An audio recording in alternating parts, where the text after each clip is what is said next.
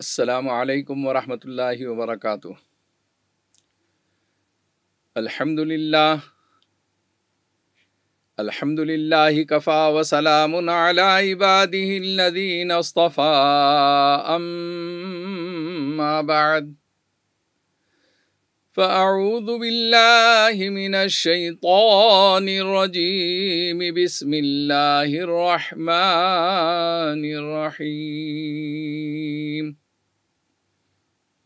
قل اللہم مالک الملک تؤتی الملک من تشاء وتعز من تشاء وتذل من تشاء بیدک الخیر انک علی کل شیء قدیر۔ وقال اللہ تبارک وتعالی فی شان حبیبہ ان اللہ وملائکتہ یصلون علی النبی یا ایہا الذین آمنوا صلوا علیہ وسلموا تسلیما۔ اللہم صلی علی محمد النبی الامی وعلی آلہ واصحابہ البررۃ الکرام وعلی سائر الانبیاء والمرسلین والملائکۃ المقربین وعلى آلہ واصحابہ اجمعین۔ معزز سامعین و ناظرین، عزیز دوستو، بزرگوں، نوجوانوں، میری عزت دار ماں اور بہنوں، اللہ جل شانہ کا لاکھ لاکھ انعام اور احسان ہے کہ اس نے ہمیں دین کی نسبت پر جمع ہونے کا موقع عنایت فرمایا۔ اللہ تعالیٰ کہنے سننے سے زیادہ ہمیں عمل کی توفیق عطا فرمائیں۔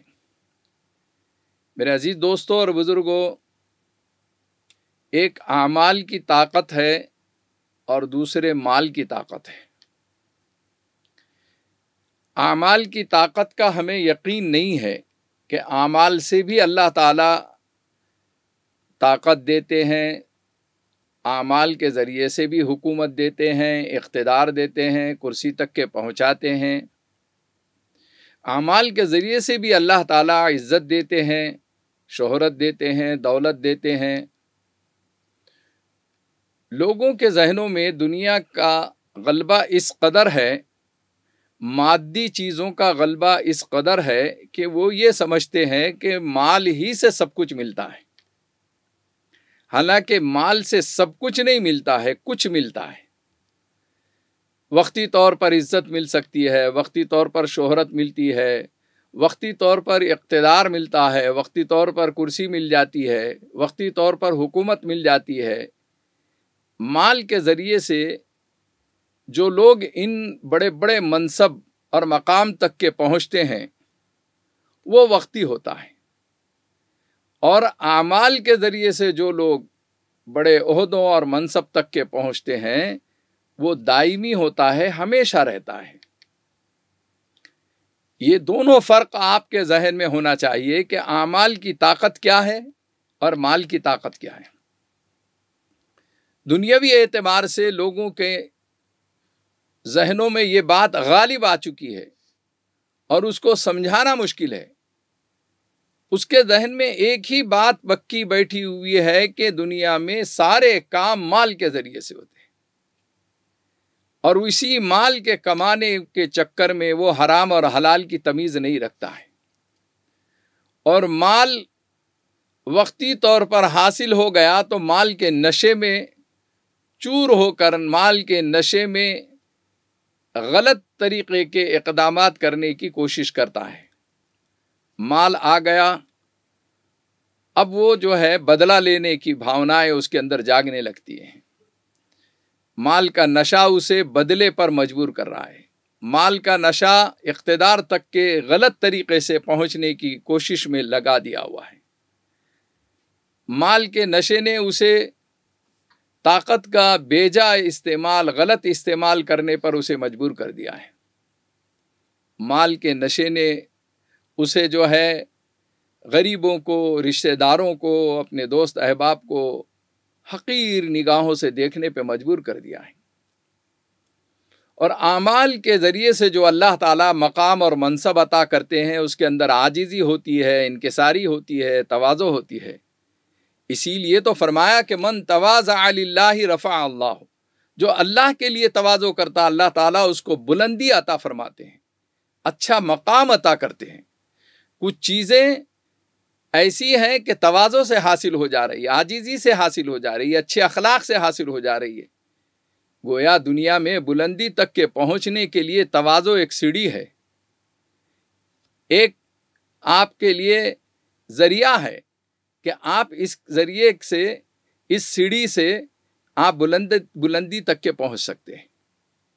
میرے عزیز دوستو، دنیا نے دیکھا کہ آج اقتدار پر جو لوگ ہیں وہ اقتدار اور کرسی کے نشے میں ایسے کام کر رہے ہیں کہ غریب پریشان ہے، عوام پریشان ہے، لوگ جو ہے رعایا میں بے چینی اور بے قراری کا معاملہ ہے، ہر چیز مہنگی ہوتی جا رہی ہے، اور مصیبتیں، پریشانیاں، بیماریاں، یہ ساری کے ساری چیزیں جو ہے ان کی غلط حرکتوں کی وجہ سے قدرت کی طرف سے عذاب بن کر آ رہی ہے۔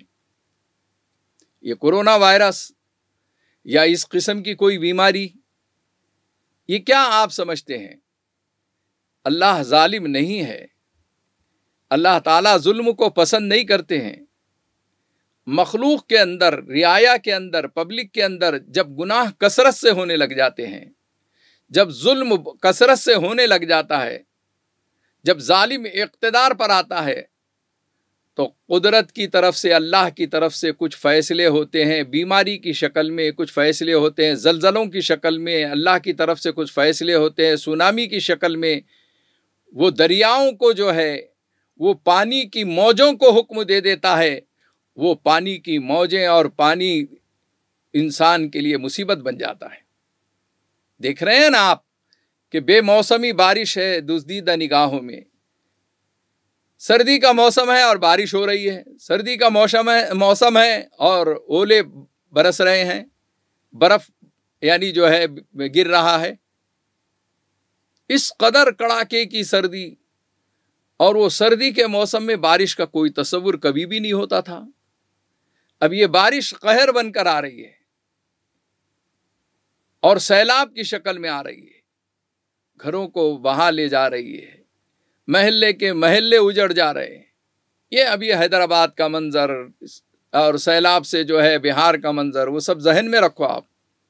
پانی تو سب، پانی کی دعائیں تو مانگ رہے تھے۔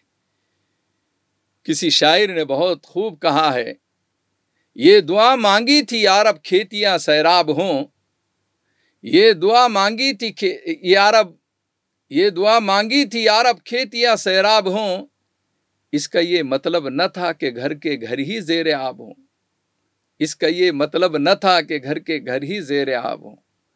تو یہ اللہ کی طرف سے سیلاب کی شکل میں پانی کا آنا یا سونامی کا آنا، یہ عذاب بن جا رہا ہے۔ اسی لیے آقا مدینہ سرکار دو عالم محمد رسول اللہ صلی اللہ علیہ وسلم نے بارش کا منظر ذہن میں رکھتے ہوئے جو دعا مانگی تھی، بڑی پیاری دعا ہے، یہ ساری چیزوں سے بچنے کے لیے دعا تھی۔ وہ دعا اللہ کے رسول صلی اللہ علیہ وسلم نے جو مانگی ہے بارش سے متعلق، قحط ہے تو یہ مانگی ہے، اللہم اغثنی غیثا مغیثا نافعا غیر نافع عاجلا غیر عاجل۔ اے اللہ نفع والی بارش عطا فرمائیے۔ یہ نہیں فرمایا کہ بارش عطا فرما دیجیے، بلکہ فرمایا کہ نقصان دہ بارش نہ ہو، نفع والی بارش ہو۔ تو معلوم یہ ہوا کہ یہ کورونا کا مرض ہو یا سونامی کی لہر ہو یا زلزلوں کے جھٹکے ہو، یہ سب عبرت کے لیے اللہ تعالیٰ دے رہے ہیں یہ خوف کا ماحول جو ہے کہ جس مالک نے تمہیں اور ہمیں پیدا کیا ہے اس کی نافرمانی مت کرو، سرکشی اور بغاوت مت کرو، ایک رب کی مان کر چلو۔ محمد رسول اللہ صلی اللہ علیہ وسلم نے جو پیارا طریقہ ہمیں بتلایا ہے اس طریقے پر چل کر دیکھو۔ اللہ اور اس کے رسول کی اطاعت جس کی زندگی کے اندر ہوگی، اعمال کی طاقت جس کی زندگی کے اندر ہوگی، وہ دنیا میں بھی کامیاب رہے گا اور آخرت میں بھی کامیاب رہے گا۔ اعمال کی طاقت سے انسان کو دنیا بھی مل رہی ہے اور آخرت بھی مل رہی ہے، اور مال کی طاقت سے دنیا وقتی طور پر مل جاتی ہے اور آخرت میں اس کا کوئی حصہ نہیں ہوتا ہے۔ ربنا آتنا فی الدنیا حسنہ وفی الآخرۃ حسنہ وقنا عذاب النار۔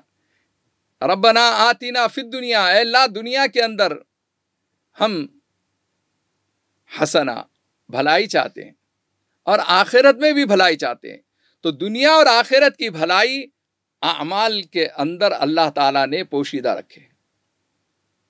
میرے عزیز دوستو، آپ کے ذہن میں اقتدار ہے، حکومت تک کے پہنچنا ہے، آپ لیڈر بن رہے ہیں، لیکن اگر بغیر دینداری کے آپ کی لیڈرشپ ہے، بغیر دینداری کے آپ قائد بننا چاہتے ہیں، بغیر دینداری کے آپ کرسی اور اقتدار تک کے پہنچنا چاہ رہے ہیں، تو اگر مال کے زور سے، مال کے نشے میں، مال کی طاقت سے اگر آپ پہنچ بھی گئے تو وہ وقتی رہنے والی ہے۔ ہمہ وقتی کیسے رہتی ہے، اور کیسے اللہ تعالیٰ اعمال کے ذریعے سے، دعاؤں کے ذریعے سے کیسے اللہ تعالیٰ اقتدار دیتا ہے، اس کی مثال میں آپ کو پیش کر رہا ہوں۔ کتابوں میں لکھا ہے کہ اورنگزیب عالمگیر رحمت اللہ علیہ، ہمارا تعلق اس سرزمین اورنگ آباد سے ہے، ہم مہاراشٹریوں کو فخر اور ناز کرنا ہے کہ ہم ایسے بادشاہ وقت، جو ایک وقت میں بادشاہ بھی ہے اور صوفی بھی ہے، دینداری کا بھی ماحول ہے، حافظ قرآن ہے، اس کے گھرانے کے اندر اس کے بیٹے بیٹیاں حافظ قرآن ہیں، وہ دیندار بادشاہ کیسے تخت تک کے پہنچا ہے، کیسے اس کو حکومت اللہ تعالیٰ نے عطا کی ہے، اور کتنی دیر تک کے اس کی حکومت باقی رہی ہے، اور کتنے رقبے تک کے، کتنے دائرے تک کے، کتنی وسیع زمین پر اس نے حکومت کیا ہے۔ تقریباً 60 سال حکومت کرنے والا بادشاہ کیسے پہنچا یہاں اقتدار تک کے؟ دارا شکوہ اس کا بھائی ہے۔ یہ دونوں بھائی کے اندر تھوڑی سی برادرانہ کچھ نہ کچھ چپقلش چلائی کرتی تھی۔ اورنگزیب عالمگیر رحمت اللہ علیہ کو کسی نے آ کر یہ اطلاع دی کہ ہمارے علاقے میں فلاں مقام پر ایک بہت بڑے بزرگ رہتے ہیں، اللہ والے ہیں، مستجاب الدعا ہیں، جن کی دعائیں قبول ہوتی ہے۔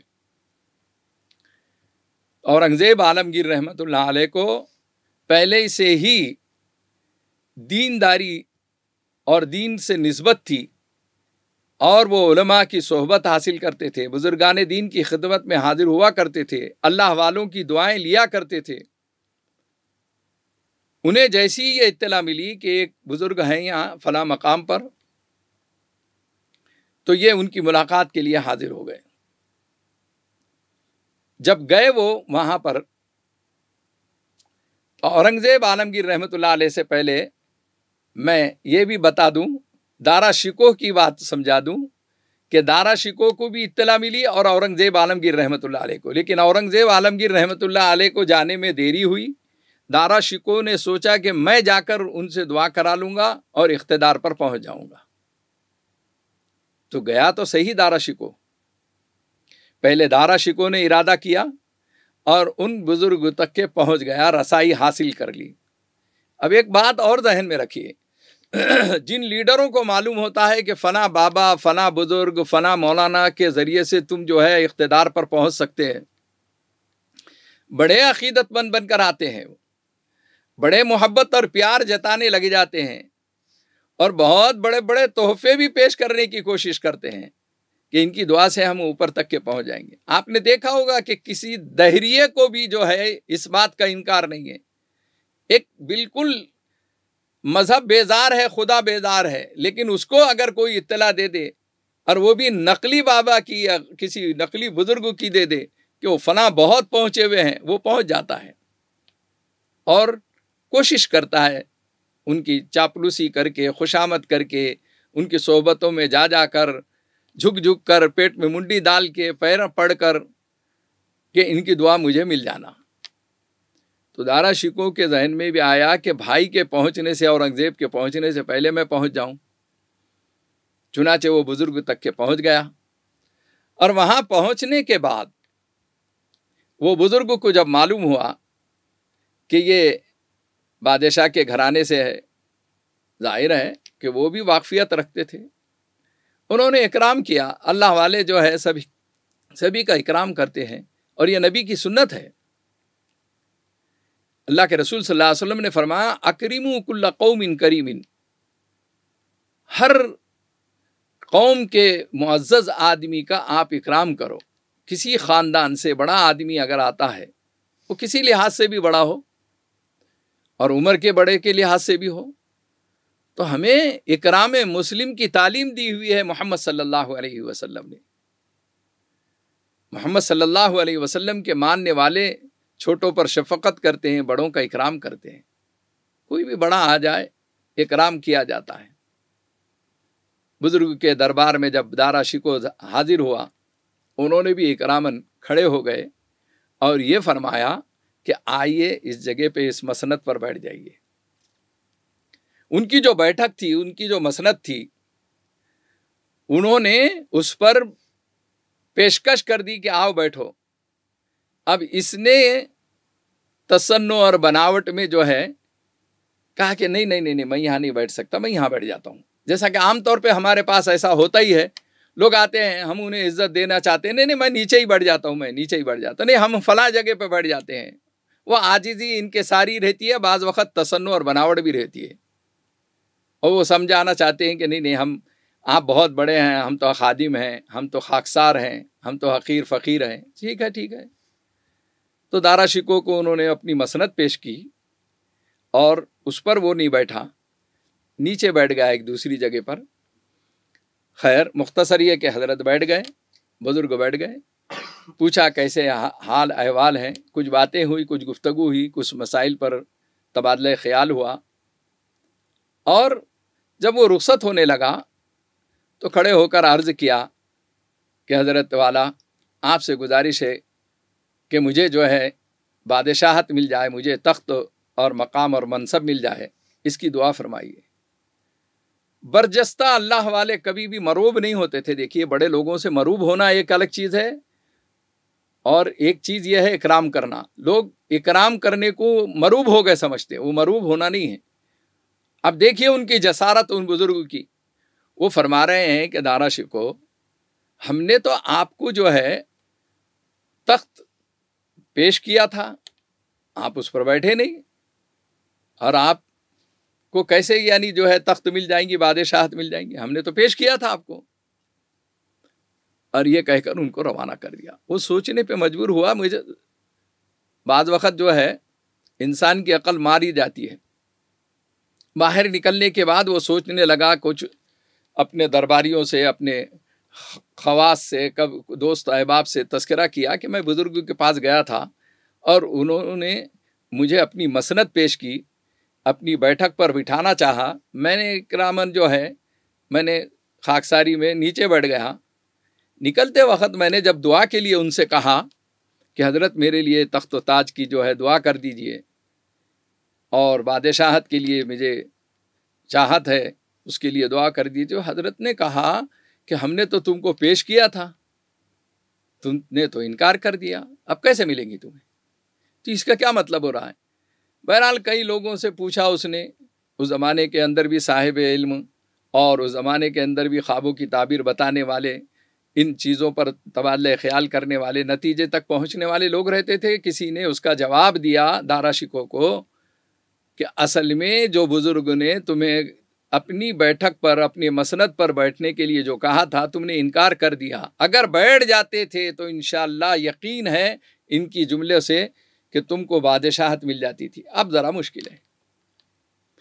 یہ بات آئی گئی، کچھ وقفے کے بعد، کچھ دنوں کے بعد جو ہے اورنگزیب عالمگیر رحمۃ اللہ علیہ اس بزرگ کی خدمت میں حاضر ہوئے، اور وہاں پر جب پہنچے تو وہی بزرگ جو ہے جن کی بہت زیادہ شہرت تھی، مستجاب الدعا تھے، دعائیں قبول ہوتی ہے کر کے.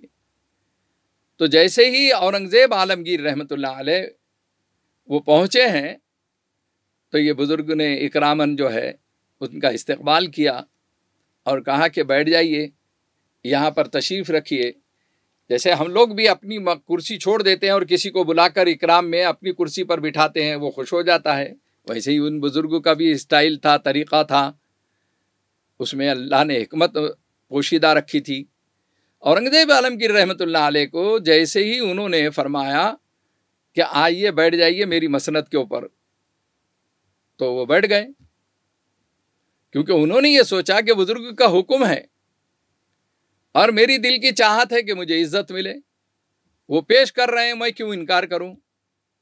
بیٹھ گئے وہ، اور تھوڑی دیر ادھر ادھر کی بات چیت ہوئی، خیر خیریت، کچھ مسائل پہ گفتگو ہوئی.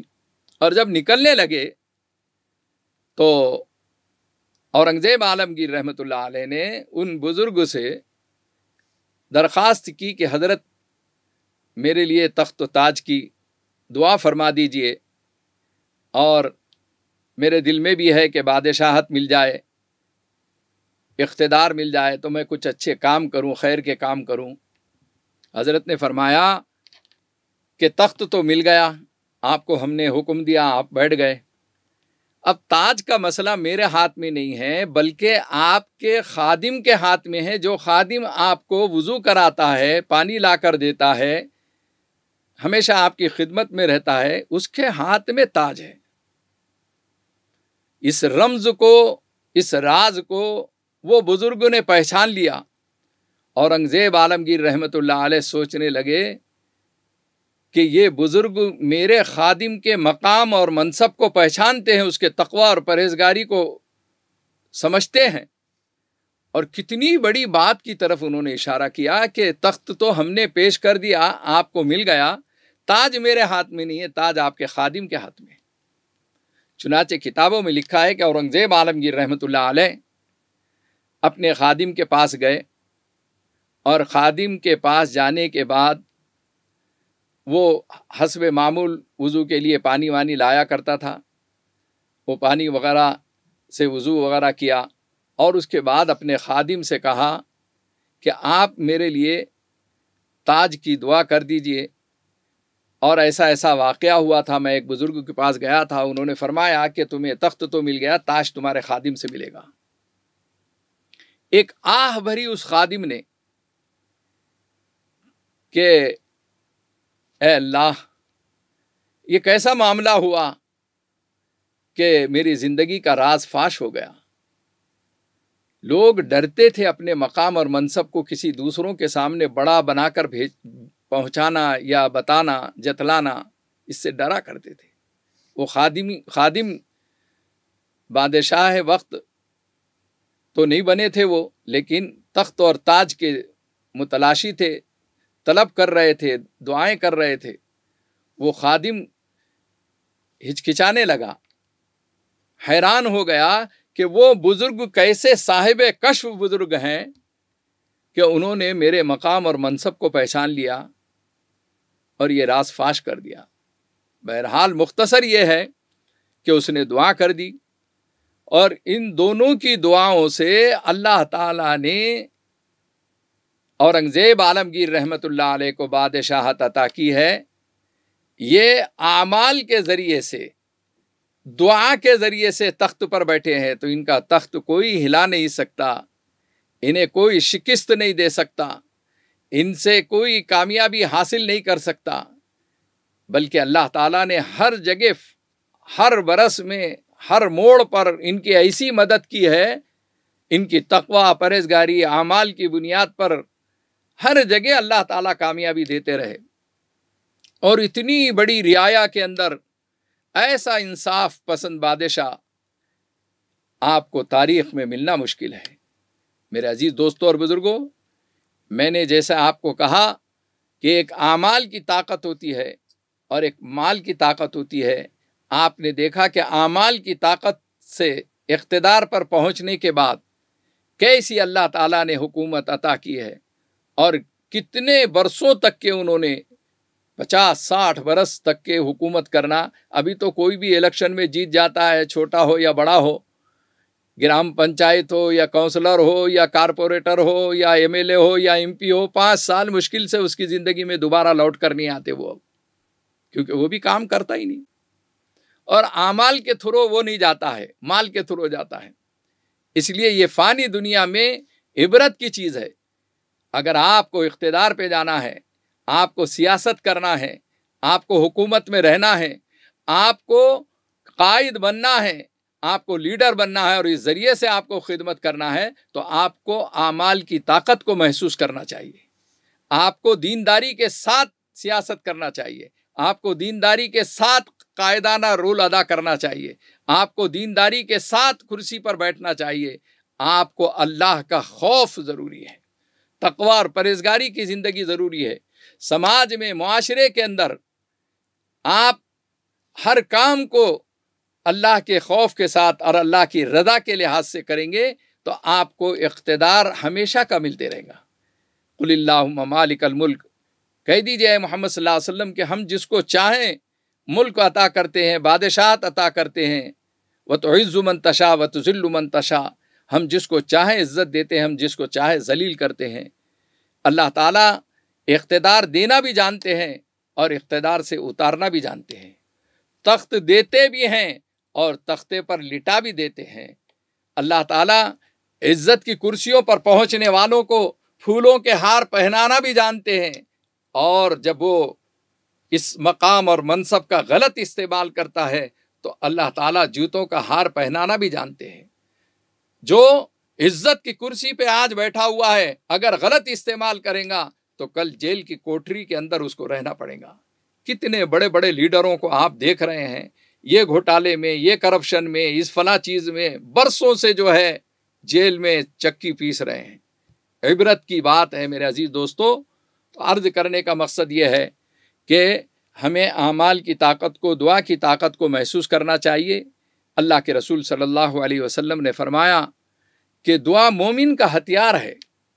آج ہمیں دعاؤں کا اہتمام کرنا نہیں آ رہا. ہم دعا پڑھتے ہیں، دعا کرتے نہیں ہیں. دیکھ رہے ہیں اور پڑھ لے رہے ہیں، دیکھ رہے ہیں، بدن کے رونگٹے بھی نہیں کھڑے ہوتے. اور ایک شخص ہے دعا کرتا نہیں ہے، یہ دعا کرتا ہے، دعا پڑھتا نہیں ہے. اس کی تاثیر یہ ہے کہ اس کے آنکھ سے آنسو جاری ہے. وہ دل سے دعا نکلتی ہے، دل سے دعا نکلتی ہے تو وہ اس کا پاور، اس کی تاثیر بڑی عجیب ہوتی ہے. اس لیے میرے عزیز دوستوں اور بزرگوں، تقوی اور پرہیزگاری اپنی زندگی کے اندر داخل کریں، اعمال کی طاقت کو پہچانیں. اور مادی دنیا میں مال وقتی طور پر رہنے والا ہے اور چلے جانے والا ہے. مال کے ذریعے سے جو عزت، جو کامیابی حاصل ہوتی ہے وہ وقتی طور پہ ہوتی ہے. آئیے ہم دعا کرتے ہیں کہ اللہ جل شانہ معاشرے کے اندر اور سماج کے اندر صحیح سوچ اور صحیح فکر ہمیں نصیب فرمائے. وآخر دعوانا ان الحمد للہ رب العالمین. اللہم صلی علی سیدنا و نبینا مولانا محمد وعلی آل سیدنا و نبینا مولانا محمد وبارک وسلم. ربنا ظلمنا انفسنا وان لم تغفر لنا وترحمنا لنكونن من الخاسرین. اللہم انک عفو کریم رحیم تحب العفو فاعف عنا یا کریم. یا ارحم الراحمین، ہمارے گناہوں کو معاف فرما، ہماری خطا و لرزشوں کو معاف فرما، دین کی فضاؤں کو عام فرما، ہدایت کے فیصلے عام فرما. اے کریم آقا، مسلمانان عالم کی پریشانیوں کو دور فرما، جو قرض دار ہیں ان کے قرضوں کو عطا فرما، بیماروں کو صحت کاملہ عاجلہ مستمرہ عطا فرما. اے اللہ جو دواخانوں میں پڑے ہوئے ہیں، اے اللہ انہیں صحت عطا فرما دیجیے، اے اللہ انہیں تندرستی عطا فرما دیجیے. اے اللہ کورونا وائرس اور دیگر ایسی بیماریوں سے اے اللہ پورے ملک کی حفاظت فرما دیجیے، پورے ہمارے اسٹیٹ کی، مہاراشٹر کی حفاظت فرما دیجیے، ہمارے بستی اورنگ آباد کی حفاظت فرما دیجیے، ہمارے دوست احباب کی حفاظت فرما دیجیے، ہمارے گھرانوں کے اندر محبت عطا فرما، سکون عطا فرما، دواخانوں سے نجات عطا فرما. اے کریم آقا، کرم کا، رحم کا معاملہ فرما. جن گھرانوں کے اندر نوجوان بچیاں بیٹھی ہوئی اے اللہ ان کے نصیب اچھے فرما دیجیے، اے اللہ انہیں اچھے رشتے نصیب فرما دیجیے. اے کریم آقا، ماں باپ کے بوجھ کو ختم فرما دیجیے. ماں باپ کی دعاؤں کو قبول فرما لیجئے۔ اے کریم آقا کرم کا رحم کا معاملہ فرما۔ حضور پاک صلی اللہ علیہ وسلم سچی محبت و عقیدت ہمیں نصیب فرما۔ حضور پاک صلی اللہ علیہ وسلم کے طریقے پہ چلنا آسان فرما۔ حضور پاک صلی اللہ علیہ وسلم کے نورانی اعمالوں کے برکتوں ہماری دعاؤں کو قبول فرما۔ وصلی اللہ تعالی علی خیر خلقہ سیدنا مولانا محمد و آلہ و اصحابہ اجمعین برحمتک یا ارحم الراحمین۔ پھر ایک مرتبہ آپ تمام حضرات سے گزارش ہے کہ ماشاء اللہ تحفظ دین میڈیا سروس اور MRF TV کے ذریعے سے آپ گھر گھر تک کے پیغام کو پہنچوا رہے ہیں، اور یہ جو جمعہ کے لائیو بیانات ہیں، ان بیانات کو جو ہے آپ فارورڈ کرتے رہیے، دوسروں تک کے پہنچائیے، اور ہر جمعہ کو 3 بجے آپ کی فیملی کے ساتھ بیٹھ کر ان بیانات کو سنیے۔ انشاءاللہ 10 کتابوں سے کے پڑھنے سے آپ کو جو چیز حاصل ہوتی ہے، 10 باتیں یا 5 باتیں آپ کے دل کو چھونے والی لگے گی اور آپ کی زندگی کے اندر تبدیلی آئے گی۔ یہ سلسلہ جاری رہے اور اس سلسلے کو ترقی ملتے رہے، ایسی ہماری کوشش بھی ہے۔ آپ سے دعاؤں کی درخواست ہے۔